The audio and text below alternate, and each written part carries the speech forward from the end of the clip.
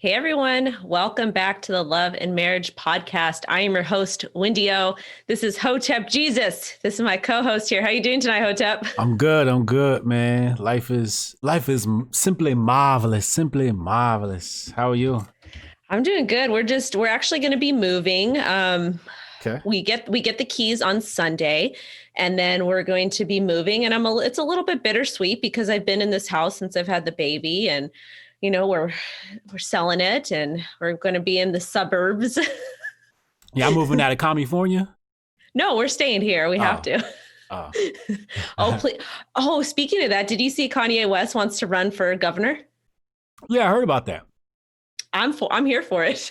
Hell yeah. He could probably win that. That's probably like a good warm up for him.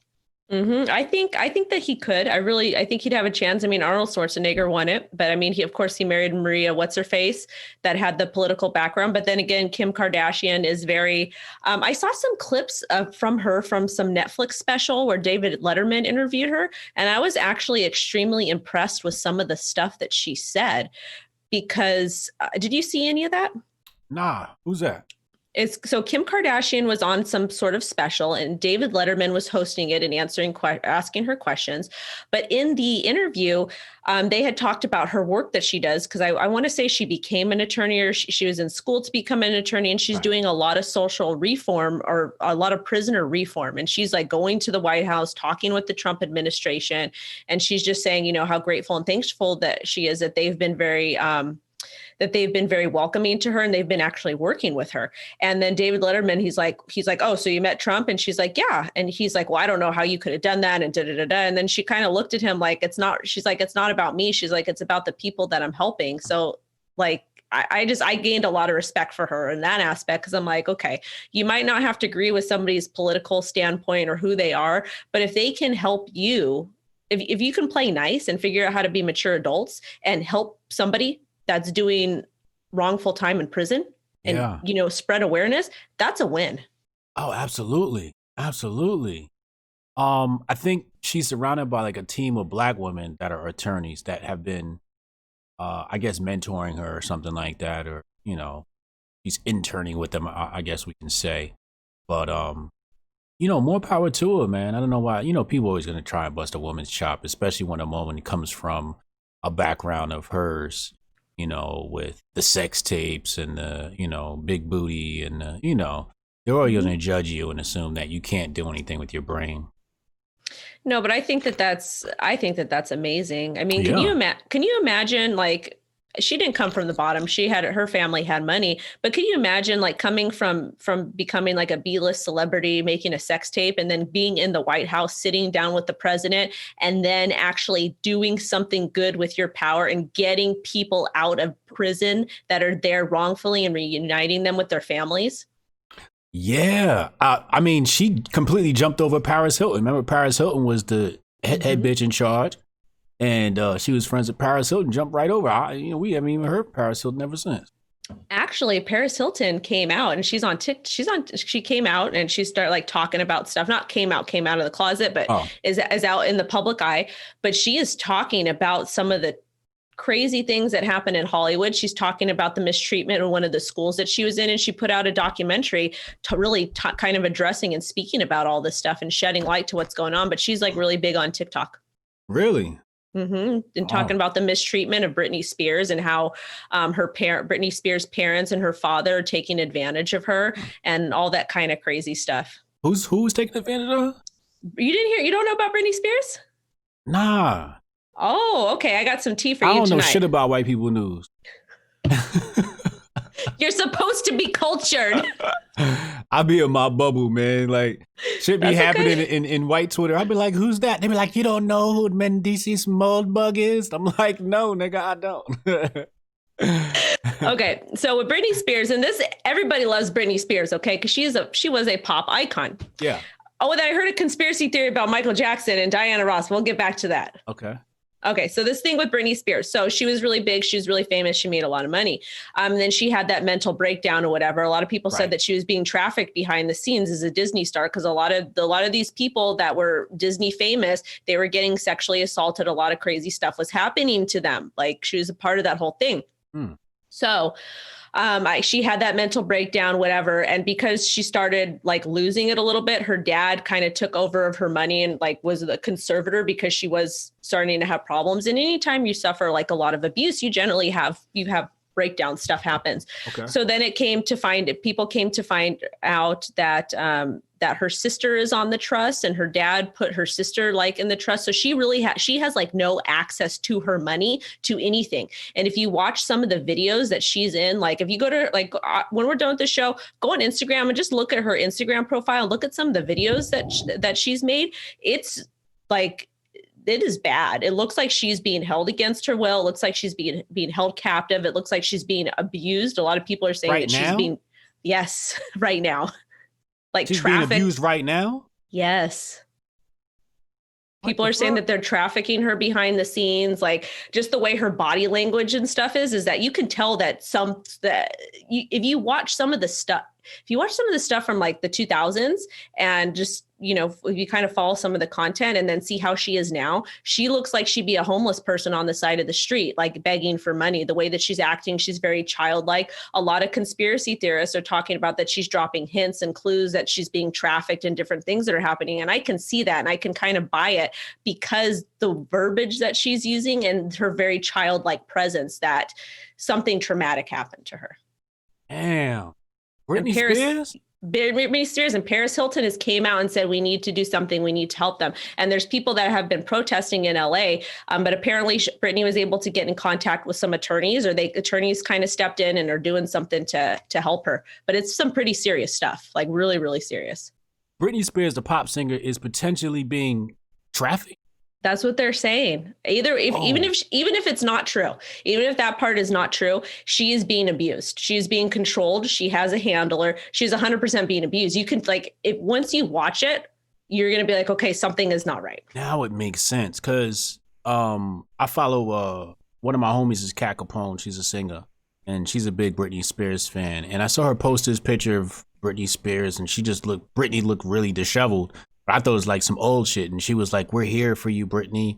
Mm-hmm. And I didn't understand, why she posted that on Instagram recently. I'm like, wasn't that like years ago?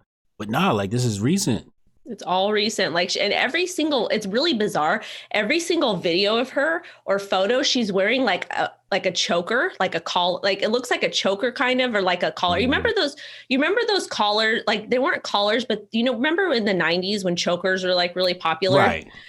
And then in the 2000s, the girls used to wear those stretchy things that looked like they were like tattoos, but we'd wear them around your neck. Yeah. Google pictures of her and you can see, but in every single new video of her, picture of her, she's wearing like a collar, like a choker, and people are saying it's like a collar. I don't know. It's freaking weird though. Like really, really bizarre. But Paris Hilton has came out and Paris Hilton is like, we need to do something, whatever. But basically all of Britney's money is, she can't touch it. She has this boyfriend that in some of her videos, if you slow some of the videos down, you can see like reflections of somebody like mouthing like what she needs to do. And she's just like, and she's heavily medicated too. Super, super medicated. Oh man, that's sad. It is. That's really fucking sad.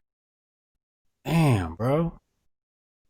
Yo, pray for Britney, man. So what y'all gonna do, man? What white folks gonna do? Y'all gotta rescue our queen, man. There's all, she's not our queen. She is the gay people's queen because the gays, they love Britney. Yo, I had a gay dude that used to work for me back on my old blog. And he used to call him, his name is Tion. So he used to call himself Tiani Spear. And he loved her. So now like all this stuff is just making sense now. Why do gays love her? Well, because gays tend to flock to powerful female singers like Cher, like the Diana Rosses, like all of those really famous, and like they love Nicki Minaj, they love Megan Thee Stallion. Yeah. Beyonce is their queen. If you say anything bad about Beyonce in front of a gay man, it's a wrap. You're it. That's it. You're done. Oh yeah, it's a wrap. You better just log off Twitter for the day. So, and Lady Gaga too, even though she's whatever. But yeah, so that's what's going on with Britney. But there was this conspiracy theory that I just saw that somebody had posted about Michael Jackson not being an actual Jackson, that he was, I want to say it was Diana Ross. What was it, Diana Ross's? That it was Diana Ross's child or something like that. I'm like, no. what? That's what they're saying. They're like piecing it together. And like, I'm just like. No. No, he looked like Joe Jackson. You got to look at Young Mike. Young Mike looked just like Joe Jackson. The funniest thing about it was they were using pictures of Michael after he got all the work done and comparing it to Diana. Yeah, I'm like, no, come on. Like that motherfucker had like 20 different nose jobs. Like that's yeah. God rest his soul, but he loved Diana Ross. You know, like he really like was in love with Diana Ross. So.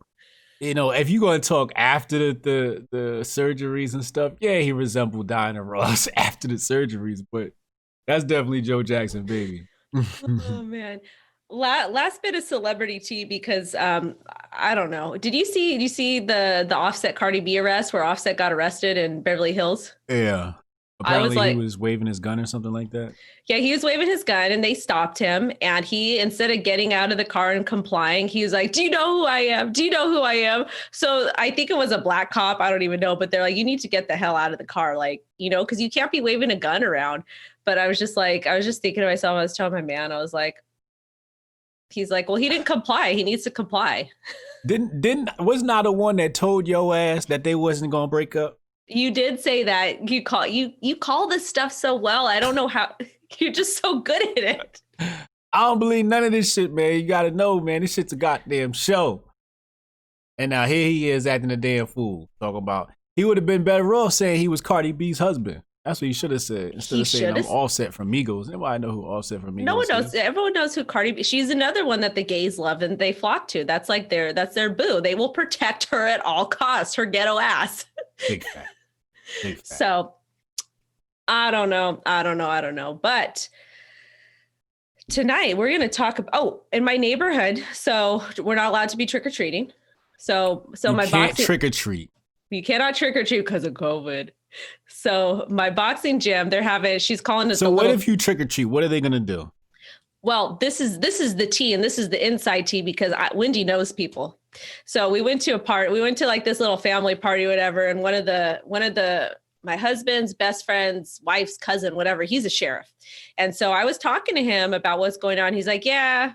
He's like, we don't mess with people in the hood. We're not going to be messing with, we see trick-or-treaters. It's an unspoken rule. They told us that we need to, but everybody knows we're not going to. He's like, that's some ridiculous stuff. He's like, we're not going to be ticketing you for not wearing a mask. If we see kids trick-or-treating, we're going to be cheering them on.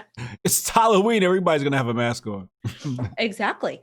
So, but my gym, low key, we're doing a little turn-up event, a little Halloween turn-up event, she said. And on the flyer, it's called like a little Halloween turn-up event. It's cute. So we're going to go. Yeah, we're gonna go. We're gonna take the babies. I'm gonna bring some pizzas for the kids. There's me a taco truck. We're gonna enjoy ourselves because that's what the kids need to do. Yeah, that's nice. Shout out to the kids, man. Shout out to Wendy, always there for the kids, man. So this is with your boxing trainer? Oh yeah. Oh, okay. So what's her name again? Miss Nita. Miss Nita. Yeah, that's right. That's definitely a black name, Miss Nita.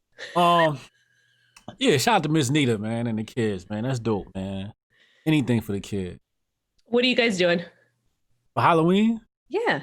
I'm going to do the same thing I do every other motherfucking man. Ignore motherfuckers, sit in my goddamn computer chair and read book. I got my new book I'm working on. Okay. The Untold Story of Now. Okay. Give us some tea on that. That's a big ass book. Yeah, it's fast. About 600 pages. I started it like right before we got on. It just came in the mail today. I'm almost done with Michael Malice's book, The New Right. But yeah, that's what I'm gonna be doing. I'm being in the house fucking on my big brain shit, man. I ain't fucking trick or treating, man. What about the kids? They could go do whatever the fuck they gonna do, man. If they want to run outside, go get some candy and shit like that. I don't know what's going on. You know, my lady, you know, she thinks she a goddamn kid. She want to put on a costume and fucking trick or treat. My son, 1 year, she took him out. That little nigga went to 2 houses. He got to the second house. He's like, all right, mommy, I'm done. I'm tired. It's time to go home. His kids don't got stamina like we did back in the day. You know, back in the day, you know, we left the house, you know, before. Matter of fact, I got a story to tell you, right? show you how badass New Jersey is. So I think we were like maybe 15, 16 trick-or-treating. And we were walking down the street, and I was a badass little kid. So this little white girl and her friends were like walking up the street, and whatever. So I'm like, oh, watch this, I'm about to scare her. So I went to go scare the little girl, like, rah. Little girl didn't budge an inch. Not an inch. She said, fuck you, asshole, and flipped me the bird. And kept it pushing. I said, God damn, they don't make white people like they used to. We've been through some shit. That's because we're mixed now. That's why. Well, New Jersey's different, man. Like, in New Jersey, white people's is niggas too in some of these places. Some of these towns out here, man. They used to black people. I thought this little girl, she must have been like no more than 9 years old. She said, fuck you, asshole. Flip me the bird. I said, oh, I was scared. I was like, oh my God. I'm disturbed. Damn.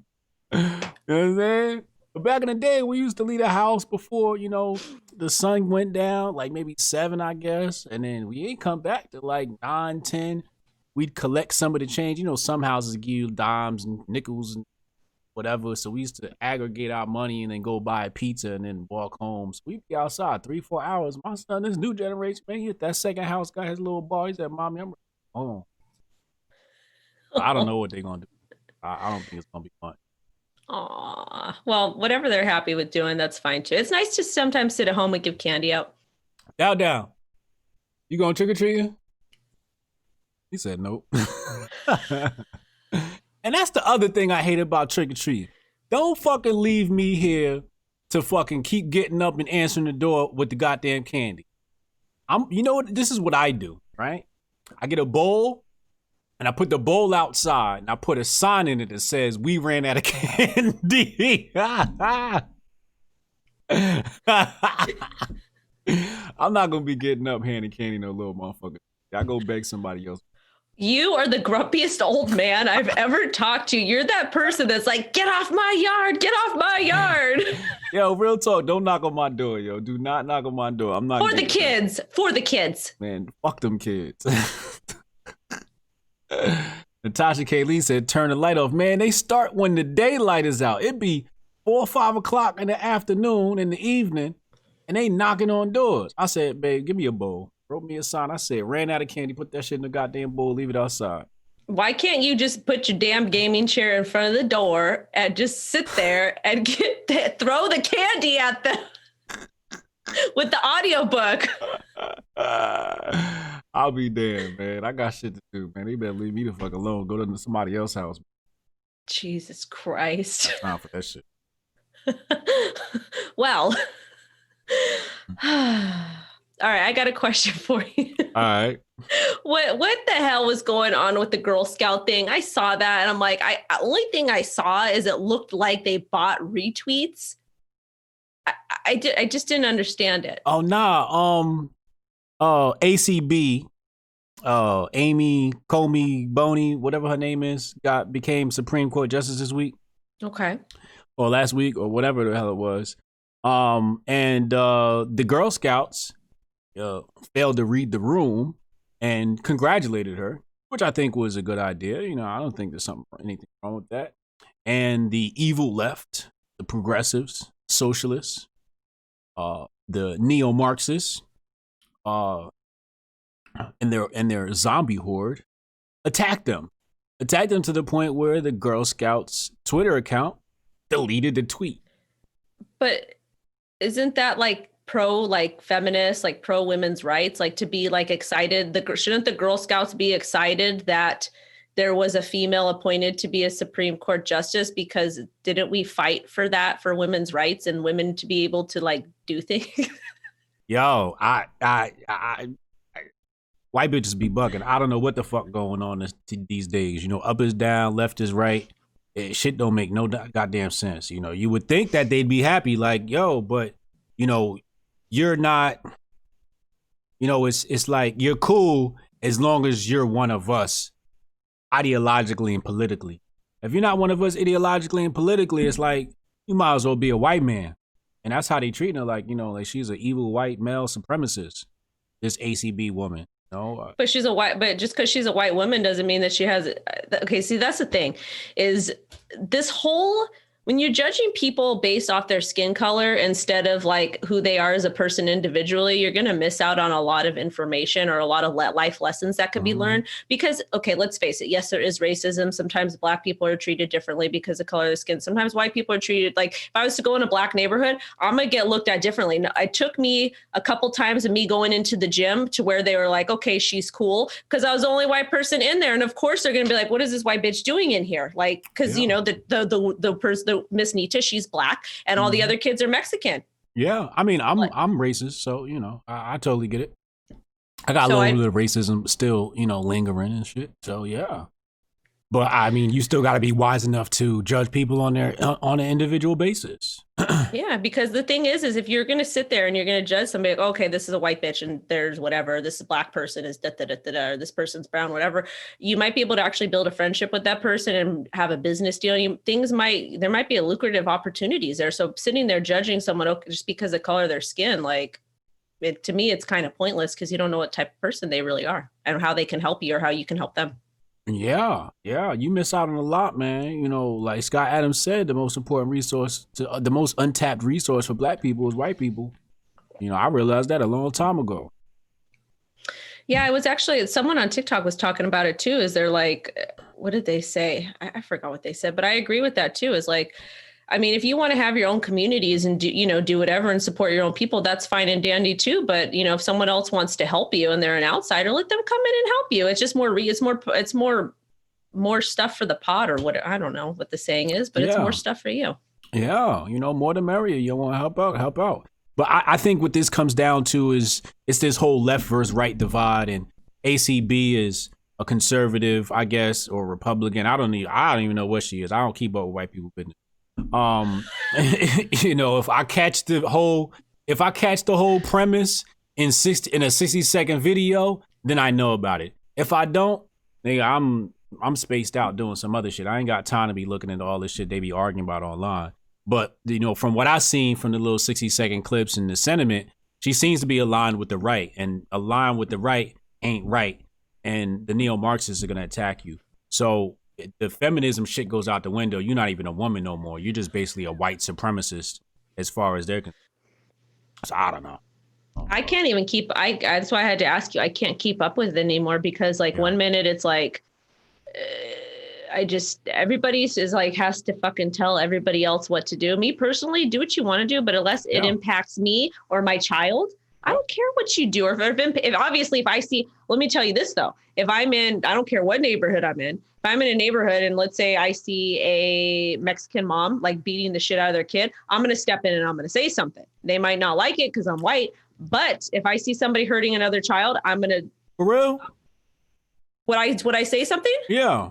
Hell yeah, I would say something. Like how though? Like how? Well, for example, across the street this was maybe a couple month or two ago. The parents weren't outside. I'm the only white person on my street. Okay. So I don't, whatever. But there was the kids that were outside, and one of the kids sat behind a truck and he was screaming bloody murder, like somebody had hit him. And the other kids, it looked like they were being mean to him or something. There was no parents. So I walked up to him and I says, "Are you okay?" And he got scared and he ran back to the house. And I don't care. I saw the kids, the other kids were Mama was a cracker. Cracker was talking. I don't listen. When it comes to kids, I'm not going to. Okay, let me finish the story and then let me tell you why. Okay. And then so I saw the other kids and I says, "Is he okay?" And they're like, "Yeah, he's my cousin." I says, "Okay." I says, "Well, I heard you being mean to him, so be nice to your cousin." And they said, "Okay." And then they ran in the house. Oh, okay. And I didn't get to talk to the parent. But even if the parent was there, I still would have said something. I would have tossed her a dirty look. And the reason being is I could not sleep. God forbid something happened and that kid ended up, something really bad happened. How could I live with myself if I didn't say something? Derek Hopkins, $5 super chat, said, "Yo, Hotep Jesus, Bronze Age." Kent the Row, $1.99 super chat. But here's my thing, right? What if it's like you're at the supermarket shopping for food or whatever, and Senorita is whooping Lil Juan's ass in the store because he been bad. You gonna say something? It depends. I might toss a look like, but it depends the severity of the situation.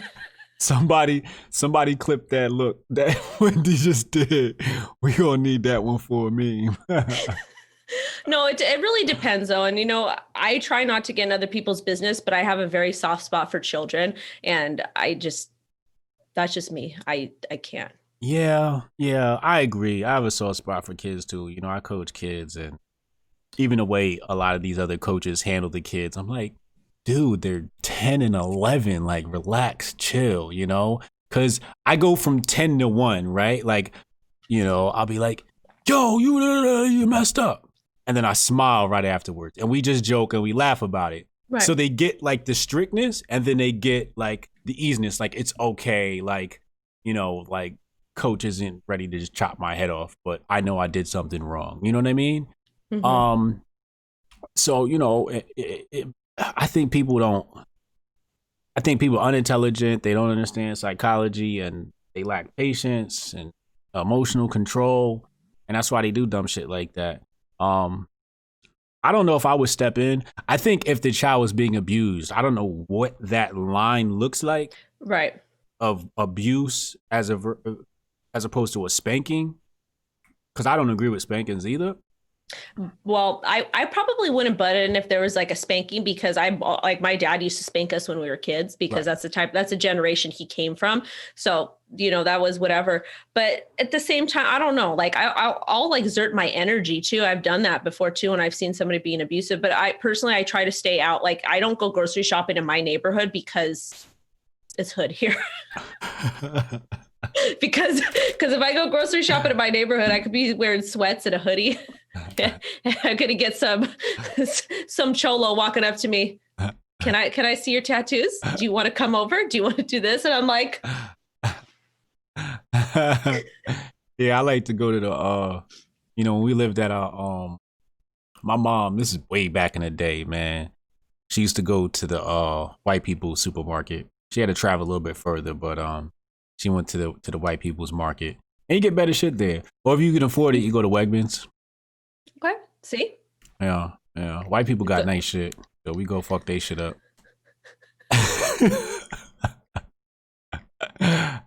Unless you're in like, Bankhead, Atlanta, where you got the bourgeoisie blacks, then you kind of get like an elitist experience. But yeah, we shop where the white folks shop. We do too, me and my husband. Yeah, I was talking about like the difference between a white mall and a black mall. And you in a black mall when there's 25 sneaker stores. You ever notice that? Well, okay, this is the thing where I am. There is like one neighborhood left, and I want to say in Los Angeles County that is like heavily black populated, but everywhere else it's like mostly Hispanic, and then you get all the white neighborhoods. But the city that I grew up in, there was white people, black people, Hispanic people, Asian people, and there's a lot of people that were mixed. So everybody, like all of my friends growing up, they were all mixed with something. Like I was probably like the whitest person there, but then like to my mom's standards, I'm considered mixed because she's Catholic and my dad was Jewish. And back in Brooklyn, Jews and Italians, they don't mix. So it's a whole, white people got some weird dynamics, but like the European white people are different than like the Italians. The Italians we're our own, the Sicilians, we're our own people. And that's all I'll say about that. Yeah, ain't that the truth? I was reading that in Thaddeus Russell's book about the history of the Italians and the Irish. It's around here. Something might be upstairs next to my bed. But yeah, man. I'm familiar. Y'all definitely are unique.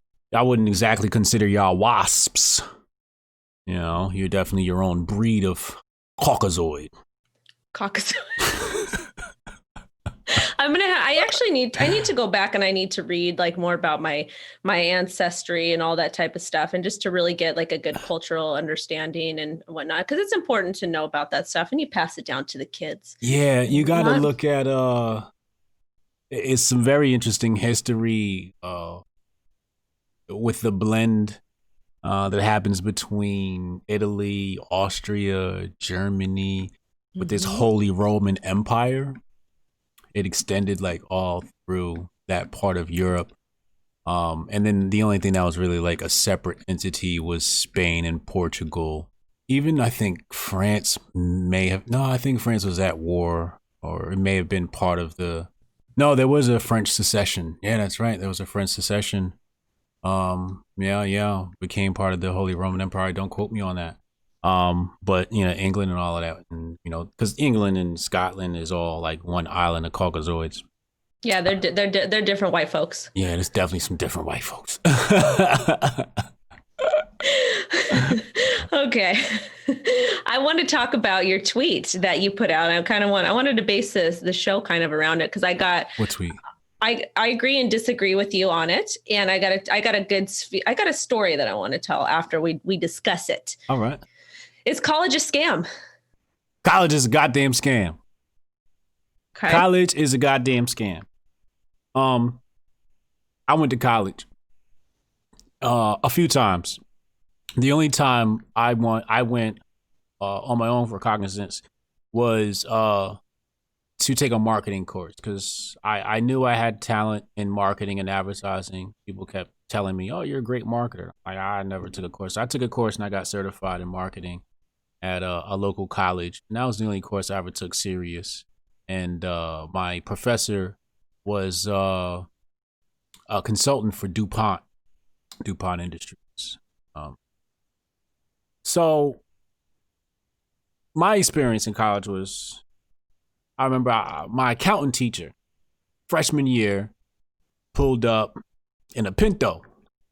I mean, her car looked busted. Black lady. She came into class and I'm like, yo, this lady retarded. She poor. This is Pinto. I'm like, I don't even want to be in this class. Like, it's just depressing looking at poor people. You know, I come from 6-figure household. I'm used to, you know, I'm bougie as shit. So we are not the same. I'm more hood than you. You're definitely more hood than me. I'm looking at this lady like, oh, you're so poor and ghetto. Ugh, I can't be here any longer. Your poverty is wearing off me. Your hoodness is wearing off of me. Plus, I was making like a G to 2 G's a week at my job. So I just didn't have time for school. It just seemed stupid. And everybody at school was stupid. And I remember, you know, I passed like all of my classes that I never even went to. And I remember I went to class one day. I went to math class. Everybody's like, yo, you haven't been to the class all year. How are you getting these things right? I'm like, what are y'all, stupid? You know? So I don't know. You know, I was so smart that, you know, one time we were going over some algebraic formula equation or some shit. And the teacher was like, Brian, come up on the board and do this. He called me out. So I didn't know there was like some shorthand way of doing it. So I just started breaking the problem down into pieces, right? And then I finished the problem. He was like, he looked at me like he was shocked. He was like, okay, for people who reinvented math, like Brian Sharp, I'm like, did I get the answer right? He like, yeah, but you went all around the world to get it.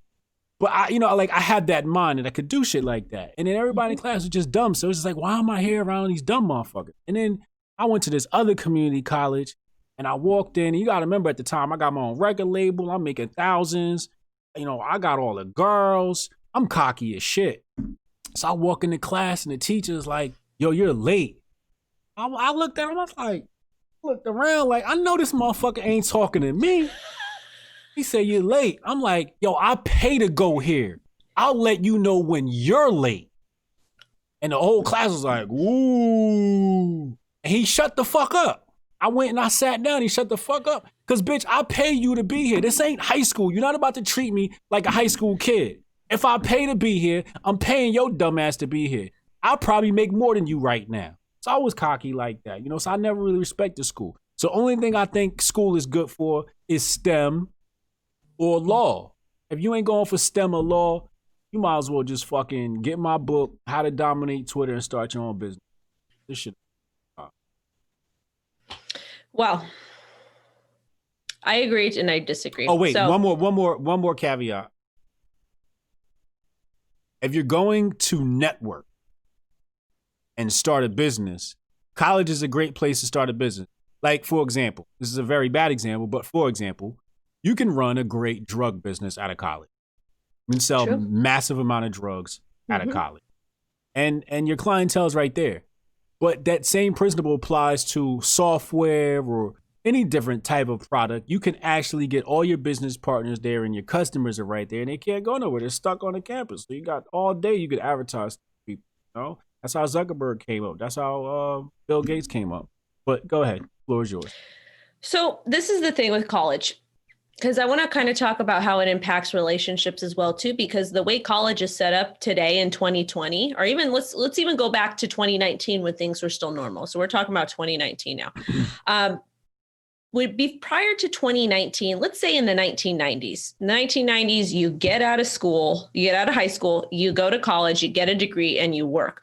But the way that the economy has evolved, especially in California and some of these places that are very expensive to live, you cannot get out of high school and just go to college and then expect to get out. You actually have to work like a full-time job while going to college because you can't afford to live. Apartments are not $500 a month to rent anymore. If you want to get, even where I am, you cannot find you can't find an apartment to live for under $2,000 a month. And I live in the freaking hood. I live in like a bad neighborhood.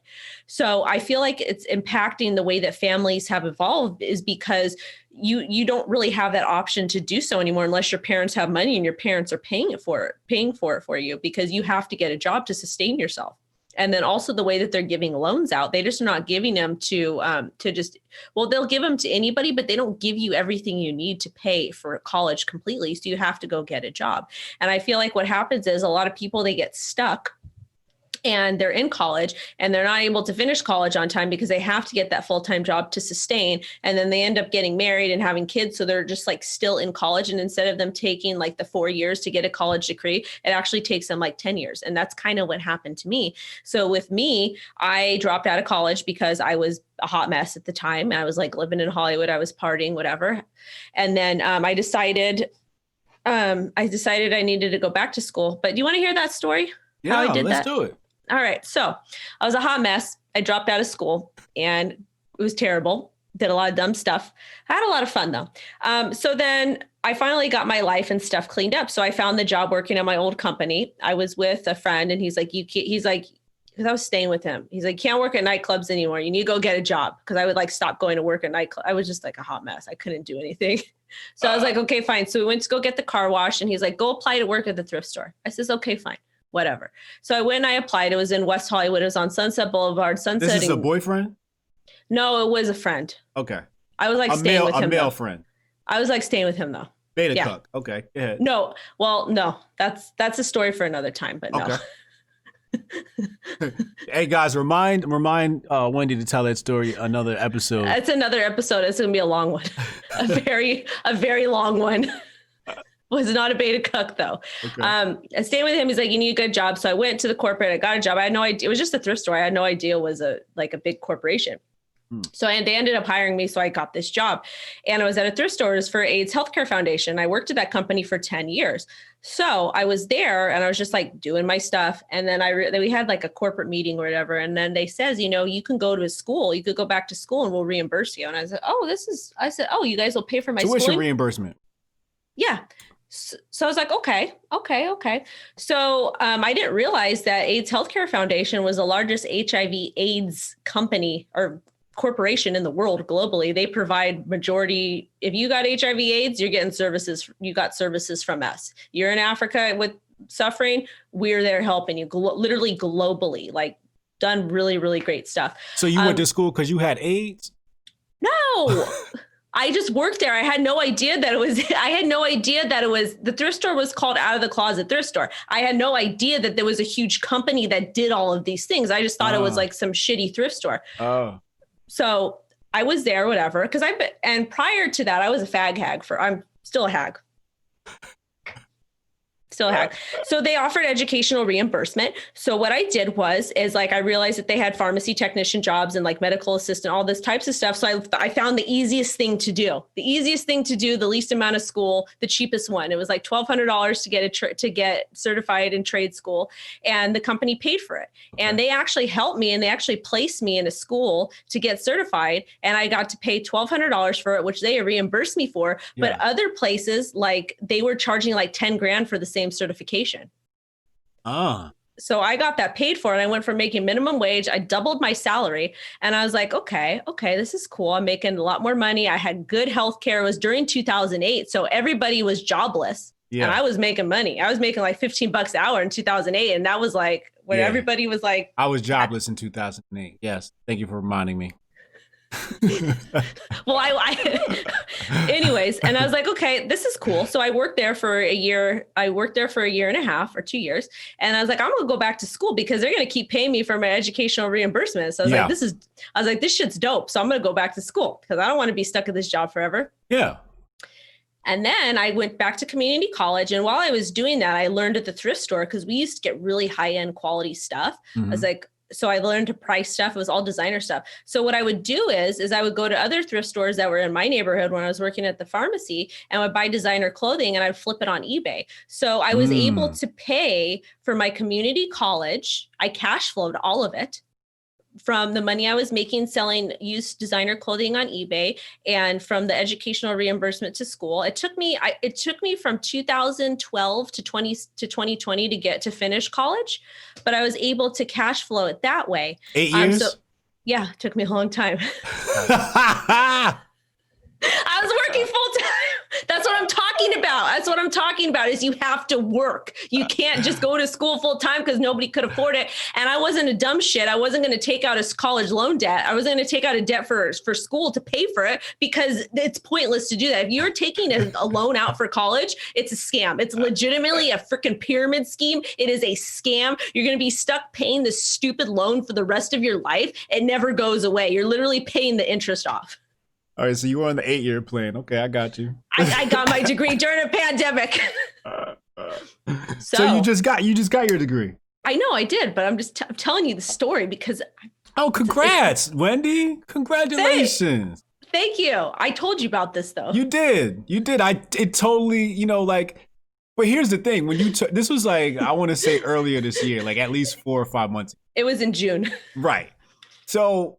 In my head, I'm like, oh, she graduated, cool, But I didn't, I'm not thinking you were on an 8-year plan, You're on an 8-year plan. It's like, oh, that's a beautiful thing, Yeah, so it was on the 8-year plan. So I finally, baby daddy and we talked and I was like, I need to quit my job because I fucking hate it here. I hate it. It became way, way too much. The corporate change, working for corporations, guys, try never to do that because it is the worst possible. They will take advantage of you and they will work the dog shit out of you. They don't care about you. And HR is not your friend. They are not your friend. The amount of abuse I took when I was on maternity leave and I was nursing, I had postpartum, it was horrendous. But anyways, I told my husband, I says, I need to quit. I need to finish school. And he supported me. So I did. And then 3 months later, he was like, I'm quitting my job and I'm starting a business. And I was like, after I have been busting your balls for 5 years to start a business, you decide after our daughter is like a year old, you're going to decide to go ahead and leave your job making good money to start a business. I'm like, okay. So anyways, the way I was able to fund school is we had savings saved up, but because we were considered low income, I was able to get government funding to pay for my school for me. Because the way that like when we both quit our jobs, it showed that we had zero income. So I was able to get my schooling paid for free. I think I had to pay for one semester. Oh, wow. You pulled the poverty card. Hell yeah. Nice. See, that's what now, when you put it like that, school makes sense. Like I always tell people, I say, if you ain't going for free, it's not for me, right? Everything free. I don't even say everything free, but if it's free, it makes sense to go. If you're getting a scholarship or somebody's paying for you to go or you got grants. But if you're taking out a loan and you paying $50,000 to go to this institution, it's not a good investment. It's a very poor investment. But if your job's going to reimburse you the money, it's only $1,200 here and there, and you're basically going for free, fucking go for it. Especially if it's like, in your career field or some shit like that. Yeah, my lady, that's what she did. She got tuition reimbursement, and she's completing her master's now, and she's looking for to move to potentially another company to pay for her to go to law school. So amazing. Yeah, she's in the health field, so these pharmaceutical industry companies pay all your got money. So well, it's a tax write-off for them too. Right. Exactly. So yeah. What we used to do in college, man? And this is how you know the smart kids was smart. the uh the bookstore used to buy back your books, right? Mm-hmm. If you had Oh, I used got a books. story about that. Okay. To hustle that. Go ahead though. I so you probably I'm about to probably say the same thing as you. So what we used to do is we used to go into the bookstore, we'd steal the book, then bring it back and sell it back to the bookstore. No, that's not what I would do. What I would do, I would buy my books used online. And then I would go ahead. I would have like an alert on my phone or market because I did the eBay hustling. So I would buy the books used. When I was done with them, I would go ahead and sell them back on eBay for like 4 or 5 times the amount. Oh yeah, absolutely. But I I mean, paid for them. I didn't pay for shit, man. We'd go in and like it was funny because I'd show up and then my crew would show up and because I always appear at places early or late. So the crew would show up. We'd be like, "Yo, y'all want to go to IHOP?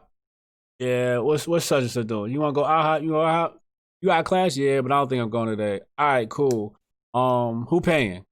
Let me go to the bookstore real fast."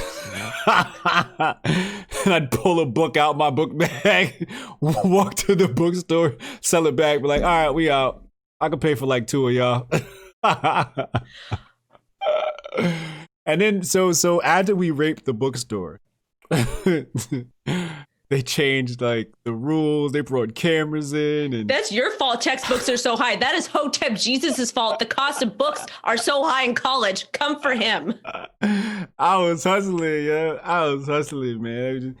Hey, yo, dumbass, you know what I'm saying? Like, and the sad part is the girl at the counter had a crush on me, so she was in on it at after a certain point. She's like, yo, they watching y'all.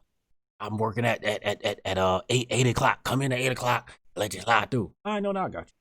So, we got the whole little hustle going, and we take turns, like today I'd go in a bookstore and get some money back, and then tomorrow Quan will go, and the next day Darkeisha will go. We just take the books. Some of the books you got $50 for, $100 for. That's cheap. Yeah, that's not cheap. Then you're gonna go to IHOP. I mean, that paid for 2-3 people at IHOP. Shit. College paid for the College paid for my meal. They paid for me to skip class. Well, there's a way to hustle it. Like you literally have in this stage in the game, you got to hustle, but like because of our income during the time, because of the way that they'll in California, the way that they look at your income, they look at your income from the prior year. So I had to pay the first semester, and because like the timing of when we both quit our jobs, which showed that we made no money, because even though I was doing like the crypto stuff, I was hustling that. I had to wait to pay my taxes on that, and then his business too. His business was operating at a loss for like the first 2 years, but now it's a multi-million-dollar business. Oh, but I was able to get the school paid for free between me cash flowing it. Well, part of it, a little, I think I paid like $5 or $7 grand out of pocket myself, but everything else was covered. Wow. Uncle Hotep said, Sean's fucking up everything. The book heist. Hashtag blame black men. That's Hotep Jesus' fault. Shout out to Uncle Hotep. Hell, if I told y'all how many hustles I had going back in the day, boy, I got stories for days, nigga. See, you and my husband would have an excellent time being crabby ass old men yelling at people to get the F off your yard or your lawn because whatever, and you guys can share all your stories because he's got stories too. His story is pretty amazing because he didn't even graduate high school. Didn't he? Oh, that's good. Fuck high school. He didn't. That shit ain't worth shit anyway. Well, you a dumbass. You a dumbass if you complete high school. Shut up. He did not complete high school. He got a girl pregnant. His ex-wife at like 18 or 19 had 2 kids. Oh. Got in a lot of trouble, but learned a good trade. The trade was being an electrician. Had some other things he had to deal with, but once he got his life on track, has been clean and sober. I think he's on 13 years now. But he worked for an electrical company as an electrician, and then worked his way up as like a field supervisor. And then I was busting his balls like, quit your job. You're really good at what you do. Cause he's been doing it for like 10 or like 20 years. And then he finally did, and with him and his business partner, and they're like absolutely killing it. No college degree. And I don't think either of them graduated high school. Look at that. See that? That's the American fucking dream right there, man. Mm-hmm. You know what else I used to do, man? My homie today, one of my best friends today, I hustled him out of a pair of Timbs once. I knew the Akata, the shine, the Negro, the black man loves his sneakers and he loves his Timberland boots. And my house was about 20 minutes away from the outlets. So the outlets had Timberland boots for about $70. And you can get the Akata for about 110, 120 because you're paying $140, $150. So, Akata, he'll take a discount on some Timberland boots. So I used to take their money. I used to go up to the outlets, buy the boots and bring them back and sell them and sell Timberland boots, man. I used to hustle niggas. That's what I used to do. Well, it's the same out here with the Chuck Taylors and Nike Cortezes. Everybody has to have that. All the cholos have to have their Chuck Taylors and the Nike Cortezes. And if they're not clean, because everything has to be pressed. My husband's brother, God rest his soul, that man, let me tell you, I'd be coming over to the house all hours of the night, and that motherfucker would be up ironing his pants with the crease, ironing the plaid shirts, sweating, always all the time with the Nike Cortezes. They were always is it clean. Buttoned up like up to the hell neck? Yeah. Oh hell yeah. And it's unbuttoned down at the bottom? He ran with a chino for real. He ran with the boys from East LA. I'm not gonna say where from, but yeah. Shit. Let me keep my mouth shut. They ain't about to come looking for me. Fucking with the vatos. Hell no. At his funeral. Wow. At his funeral, let me tell you, there was probably like 200 people there. And some of the big guys, the top guys, they were there, and they actually went up to the dad and it's like, respect, da, da, da, da, da, da. And I was just like, the fuck, like, this is crazy. The funny part about his funeral though, and I know he's up there laughing because that's how he rolled. He always had lots of women around him all the time, had lots of women around him. He had 3 or 4 ex-girlfriends that were there, and then one real girlfriend at the time when he passed away. Before the real girlfriend could even get up to the podium and, be like, yeah, I loved him so much, da, da, da, da, da, da. I want to say 2 or 3 other ex-girlfriends walked up and were crying like, I loved him so much, and da, da, da, da, da, da, da, da, like all this stuff. And then the real girlfriend walks up, she goes, well, I'm Jimmy's real girlfriend, and da da da da da da. And I was like, this is so ghetto, like so. That's how I want my funeral to be. That's goals right there, funeral goals. Can you imagine though? That's like Frankie Lamas. I can't, but yeah, no, his brother he and I used to fight. We used to beef. We may or may not have gotten into physical altercation a couple times. Oh my God.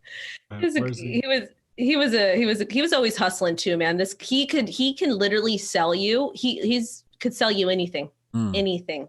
If you wanted new rims, he got you rims. If you wanted a car, he'd get you a car. If you wanted shoes, he'd get you shoes. Yeah, I know. It's like I used to sell women's shoes. And okay. That was so much fun.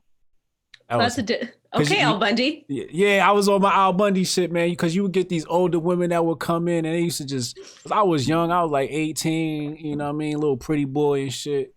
In Norristown, they make you, dress up in your little suit or whatever. So I used to come in clean, smelling good. And them old ladies used to come in and some of them used to spread their legs right in front of you. You'd be like, damn, lady, like, chill. Like, I'm just trying. And, like, can you put it on for me? Like, they would really, like, throw it at you like that. Yeah. But I had fun, man. You get to flirt with malls and you get to flirt with women. And I used to sell shoes. And it's, you be like, oh, girl, yeah, let me see. Do the walk. Yeah, those is you. Those is you. He's like, which one should I get? Man, girl, I can't decide. You might as well get both. We getting 10% commission. She like, you right, boo. And yeah, I used to clean up, man. I'm clipping that. I used to clean up. I always said, like, if I needed a job, I would go back to sell either women's shoes or back in the restaurant. Well, it's, people, this is the thing though, when you're in the service industry, if you just spend a little bit of extra time with somebody, they will tip you. They will appreciate it. And if you're, especially with older people, because a lot of times they're lonely, and if you're patient and you know how to read people, you can pick up on the vibes on who's lonely, and if you go to them, that's your bread and butter right there. Mm-hmm. The trick to the restaurant business is flipping them tables. You got to get them in and out. You know what I mean? Mm-hmm. And sometimes, especially the women, man, they come in like, oh, I don't know what I should get. I'd be like, oh, you should get the lasagna. That shit banging. Take the menu from her. Give me that shit, bitch. You get lasagna. You know what I'm saying? That's how I was moving. You know, I ain't got time to be sitting here for you to try and figure out what you want. You like lasagna? You like chicken? What you like? You like chicken? You getting chicken marsala. That shit banging. It'll be out in 15 minutes. Don't even worry about it. That is the problem with servers these days. Let me tell you, we go to lots of different types of restaurants because I like to go out to eat once a week. You're out of work all day. I'm staying home with the baby. You take me out to eat. You got to do something for me. Even if it's not out to eat, take me to the fucking park, do something with me. So we go out to eat because he's doing good. He needs to do things for me. Okay. Anyways. High maintenance. Mm-hmm. I you know what, let me tell you, I've been with him when he had nothing. I was with him when he was struggling, when he had nothing. I used to bring him razors. I used to bring him coffee. I used to bring him food. Yeah, that masculinity though. Yeah, that masculinity though. He did. I'll tell you, when we met, I met him because he threw my ass over his shoulder. Yeah. Fuck money. You don't need money as long as you got masculinity. Remember that, fellas. That's 100%. He's always been alpha. He's always hustled. Like no matter what, he's always been able to provide. But the reason why I'm like, it's not that I expect things from him, but I'm asking for more things now is because I've been with him. I supported him. I always made sure that during the holidays, I've always had his family over. I've always gone with him to be with the family. I've always brought the family together, the cooking, the cleaning. I've treated his boys like they were mine. Like I birthed them myself. I got that shit coming. White women are great. Y'all hear that shit? Black women ain't doing that shit. I don't believe you. I don't believe you. I think that all women, I don't care what ethnic background you are, race you are, whatever it is, I think all women are going to ride or die for their men if they want to. Let me ask you this. Your husband cheats on you, knocks up another woman. Y'all staying together? Ooh, if he knocked up another woman, that might be tough. If he knocks up another woman, first off, he wants to be with you. Oh, I can't put hands on her, but I can put hands on him. So what are you going to do with the kids? Are you going to accept the kids and treat them just like his other kids? If I decided to stay with him, yes, 100%. Only a white woman doing shit like that. I might put hands on her after she had the baby. They go to ghetto side. He'll tell you. Gotta go that ghetto shit. There you go. I'm gonna text him to come. I want him to come in here right now. The balance. Lord have mercy. Oh man. I tried calling him in here. Let's see if he comes. All right. I want to ask him. But I want to read some tweets. I want to read a couple tweets because this stuff is some of the stuff I saw today. I was like, oh my goodness. Okay. So, ooh, somebody deleted that. I forgot. Oh, that was a Girl Scouts thing. Oh. So one of my friends on crypto Twitter, he posted something. He said, had a family member put a girl's bow on my son today. Told them to get the fuck out of my house. That shit don't fly around here. Boys are boys and girls are girls. The media rode this concept to lower birth rate. Only works on the weak-minded. And people were so mad at him for saying that. And someone commented, I mean, if you think what you wear defines your gender, then you're probably a little insecure bro or bitch or something like that. But I agree with him. I don't want anybody putting, if somebody was to put boys' clothes on my daughter, no, she's a little girl. I want her to be feminine. Yeah, my daughter tried that shit with my son one day. She dressed him up. He was a baby. He was like 2. She dressed him up, put a dress on him, and put a bow in his hair. Man, I cussed her ass out good. That was the last time I seen my son in a dress. Well, I mean, but that's come in. I have a question for you. All right, what's up? Hold on, let you hear. So, okay, because Hotep had asked me something. He asked me, he said, what would I do What would I do if you cheated on me and you got another girl pregnant? What do you think I would do? I don't know. That's a setup question right there. Come on now. What do you think I'd do? What do you think I would stay with you? If I got another girl, if you cheated on me and you got another girl pregnant, would you stay with? Would I stay with you? Not if there was a kid. No. Not if there was a kid? No. Are you sure? Pretty damn sure. I ain't gonna take no chances. Though. Okay. All right, get out of here. All right, you good? Yeah, I'm good. All right. Oh shit. Good man. Good answer, sir. Good answer. Good response. All right. Yeah, I mean, I agree with him. I'd be pissed. I think people need to leave kids alone. And of course, like silly stuff like that does, like where you're like, it was your daughter that did it and she's a kid. She doesn't know any better. It's not like being malicious or anything. That's different. But if it's a grown up coming and putting like something on your kid, no. Wild out. Yeah, no. Yeah. All right. I got a couple more for you. I'd like to one day purchase a few baby mamas, right? You know, like as far as like, remember how 50 Cent said have a baby by being baby, be a millionaire?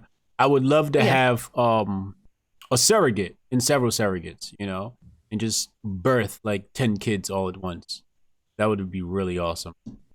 That's like one of my goals. Huh? It's like pay women to have my baby. Does your fiance know about this? Yeah, I told her. And what did she say? Huh? Get the hell out of here. I mean, if it's her eggs, we be all right, you know. We're gonna that changes the story then. Yeah, you know, we grab her eggs, pop it in one of these hoes, and then, you know, make it happen. But when one of these hoes wants, like, stuff? Stuff like what? Well, the rule is you have to live with us. You're gonna have to be monitored for the full term for all 9 months. You're not gonna be able to leave our site. You're not gonna be able to visit anybody, family, or anything like that. I want to ensure that the pregnancy is happening. Your diet will be restricted, but I'm paying you. This is your job, right? Yes, your job is to deliver me a perfect baby, right? That's your job. To incubate my goddamn baby. You know, and hook her up to audio machines and all types of shit to get the womb going with, you know, math lessons and Mandarin lessons. Because, you know, we're going to have to speak Chinese in a few years after the Democrats take the White House in 2024 or whenever the hell, whoever wins, you know. So, yeah, you know, that's a goal of mine. I want to have like 10 baby mamas pregnant all at the same time and like synchronize, like the baby's born on like the same day. That'd be really dope. Sometimes I can't tell if you're being serious or not. Oh, I'm dead fucking serious. That's very expensive. Oh, well, I plan on being a billionaire, so it won't be. Okay. And I want to adopt too. I want to adopt. That, yes. I want to adopt. And not only do I want to adopt somebody like, I want to go into like the foster home and tell them, give me your oldest, baddest kid. Like whoever's the most trouble and whoever's the oldest. Because usually the oldest don't get picked up. They've been in that foster home.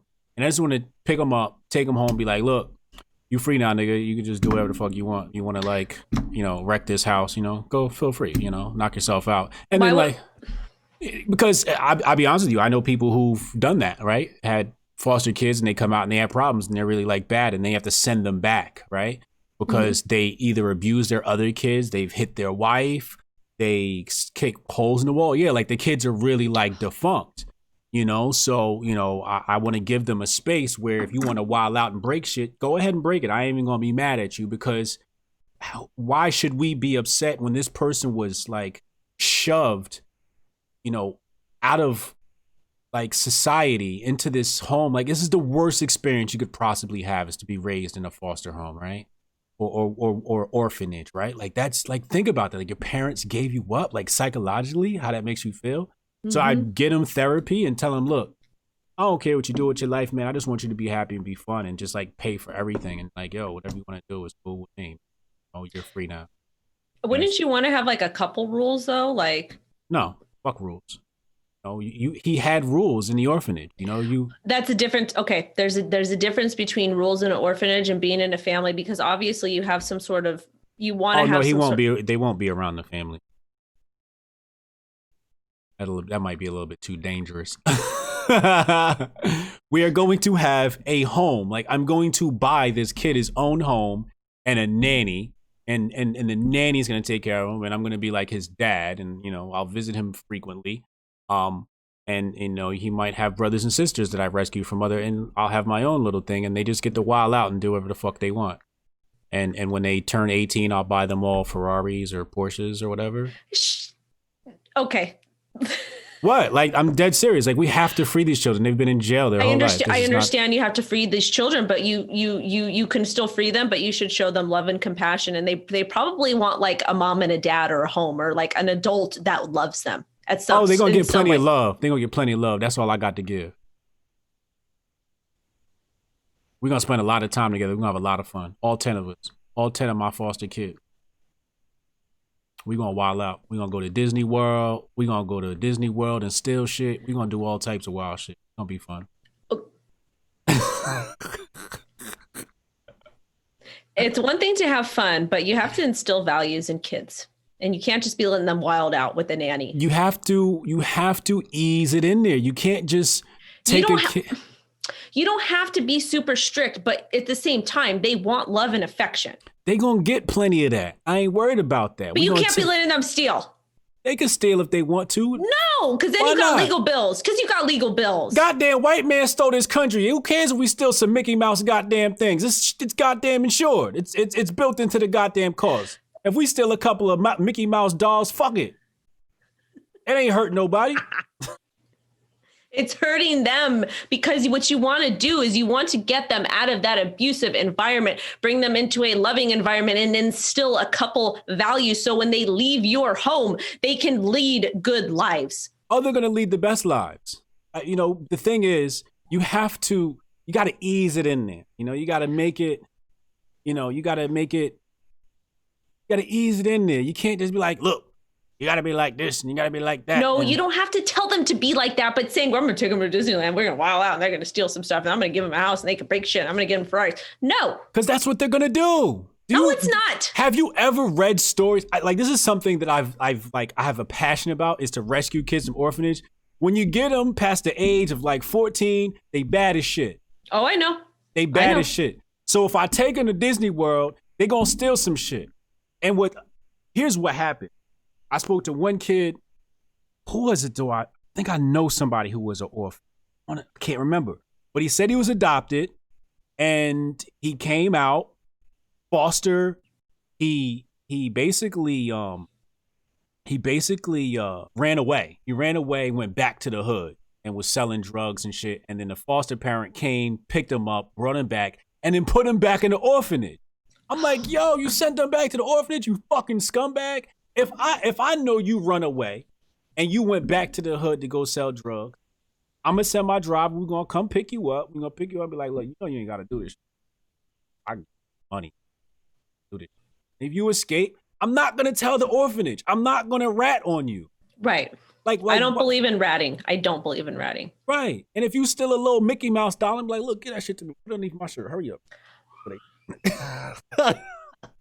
Okay, this is the thing. I think there's a better way to go about it. You could wild out though, if you want.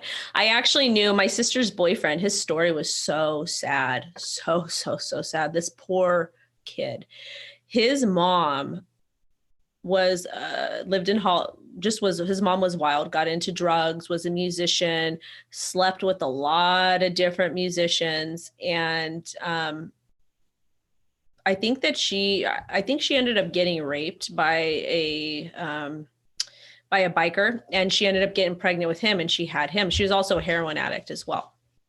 And then she ended up getting with this guy from a very famous punk band, and she had a baby with him, and they were like together on and off. But my sister's boyfriend, he never felt that he was part of the family because I think he was he might have been mixed with black or with Hispanic or something like that. I don't know what it was. But he was mixed with something, but he was like a really fucking bad kid because he was like a crack baby and he had really bad, terrible stuff happen to him like his whole life. And he was just like in and out of juvie, in and out of foster homes, like all kinds of stuff. He's terrible to my sister, even though he like tried to be good. But he had like severe mental problems. And like he even came to stay with me a couple times, like when I had moved out because he had nowhere to go. But he was just so difficult and to be around because I thought he was going to kill me half the time. And like, I was trying to put him, like, I was like, hey, we can go look for jobs or like do whatever. I was a mess myself, but my sister's like, could he stay with you? Because da, da, da, da, da. So I know how bad and how crazy it is. Cause he was like, this kid was off the deep end. But the thing is he ended up going like to prison for some terrible things. And I think he's out again. I don't See, now if I was his foster daddy, he'd have been all right. No. He wouldn't need to go look for a job. You have to rehabilitate them back into society or help them, guide them. When you're a billionaire, you are the society. Okay, that if you're a billionaire, that's fine. That's why I plan on being a billionaire. When I'm a billionaire, I'm going to go around the world rescuing foster kids, starting with America. White kids, Chinese kids, black kids. I'm going to have me a white baby. I'm going to have me a white son. And I'm going to name his ass Zach. Zachariah. And I'm going to make him a good Aryan Caucasian boy. Right? But we got to rescue these kids, man. It's like, that's the whole point of becoming a billionaire, is to save the kids, man. Save the kids. And I know he's going to be fucked up, so we're going to get him some therapy. We're going to move him like, somewhere way into the mountains. So if he tries to escape, the only thing going to run into is some mountain goats. And he's going to be like, I'm going to walk back because there ain't nothing but fucking forest out this bitch. You know what I mean? And yeah, we're going to have fun, man.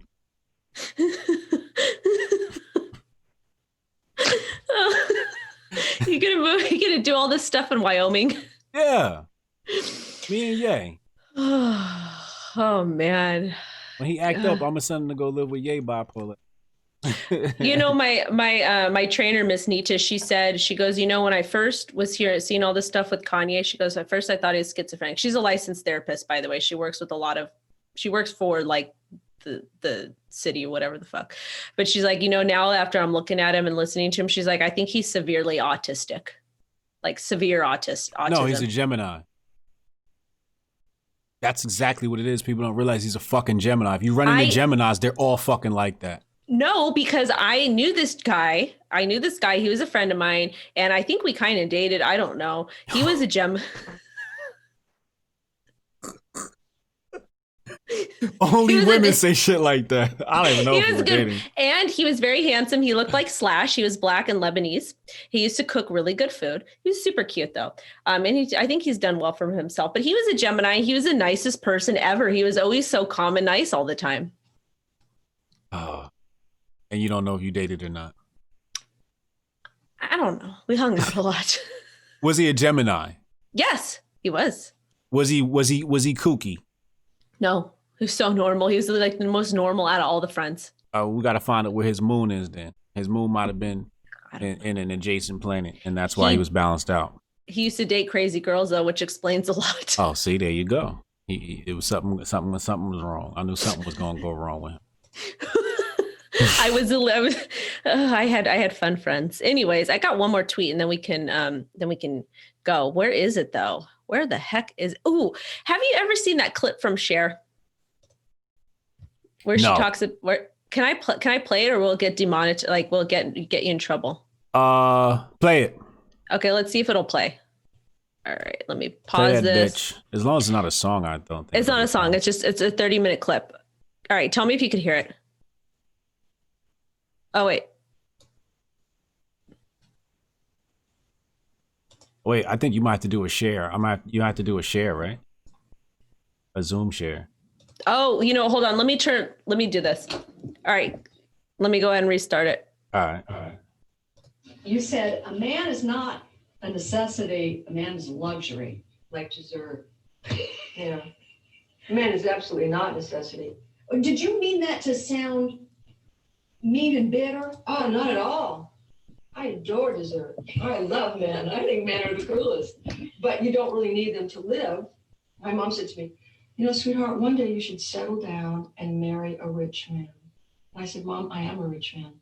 You said a man is not a necessity. A man. She right though.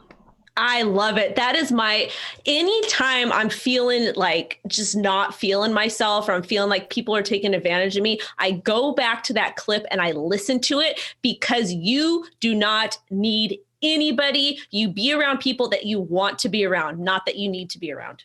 Yeah, I agree. You don't need nobody on this motherfucking planet. All you need is your goddamn self, you know? Mm-hmm. You can buy friends. Anyway,